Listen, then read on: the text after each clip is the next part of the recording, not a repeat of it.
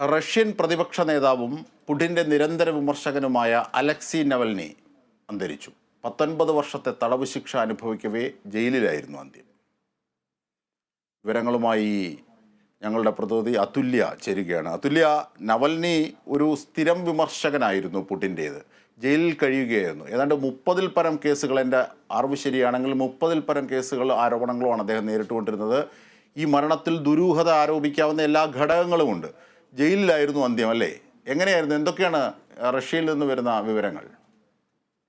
Putin ഏറ്റവും അധികം ഭയക്കുന്ന ആളെന്ന് ആണ് അലക്സി നവൽനിയെ വിശേഷിപ്പിച്ചിരുന്നത്. 2020 ഒരു വിഷപ്രയോഗത്തിലൂടെ അദ്ദേഹത്തിന് വിഷബാധ ഏൽക്കുകയും അങ്ങനെ ജർമ്മനിയിലേക്ക് പോവുകയും ചെയ്ത അദ്ദേഹം 2021 തിരിച്ച് റഷ്യയിലെത്തുന്നതും അവിടെ അറസ്റ്റിലാവുന്നതും.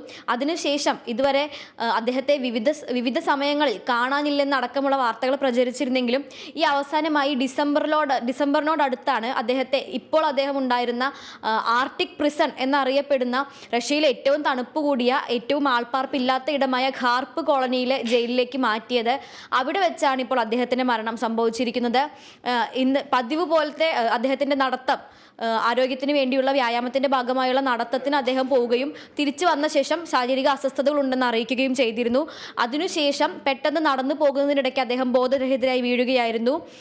ജയിലിനുള്ളിൽ നിന്നുള്ള പ്രാഥമിക ചികിത്സകൾ നൽകുകയും അതേസമയം അടിയന്തര വൈദ്യസഹായം പുറത്തുനിന്ന് എത്തിച്ച് നൽകാൻ നോക്കിയെങ്കിലും അതിനകം തന്നെ മരണം സംഭവിച്ചു കഴിഞ്ഞിരുന്നു എന്നുമാണ് ജയിൽ അധികൃതർ നൽകുന്ന വിശദീകരണം. ഖാർപ്പ് കോളനിയിലെ ജയിൽ വകുപ്പിന്റെ ഔദ്യോഗികമായി ഇറക്കിയ പ്രസ്താവനയിലൂടെയാണ് ഈ മരണവിവരം പുറത്തറിയിച്ചത്. സ്വാഭാവികമായി തന്നെയായിരുന്നു മരണമെന്നാണ് അവർ പറയുന്നത്. അദ്ദേഹത്തിന് കഴിഞ്ഞ കുറേ ദിവസങ്ങളായി ആരോഗ്യ പ്രശ്നങ്ങൾ ഉണ്ടായിരുന്നു എന്നും ചികിത്സ വേണമെന്നാവശ്യപ്പെട്ട് അദ്ദേഹം ജയിലിൽ നിരാഹാരം അനുഷ്ഠിക്കുകയും ഒക്കെ ചെയ്തിരുന്നു. അപ്പോൾ നിലവിൽ ഈ ആരോഗ്യ പ്രശ്നങ്ങളുടെ തുടർച്ചയായാണ്, അല്ലെങ്കിൽ അതിന്റെ ഫലമായാണ് മരണമെന്നാണ് അധികൃതർ പറയുന്നത്. ശരി, അതുല്യാണ് വിവരങ്ങൾ, വിശദാംശങ്ങൾ.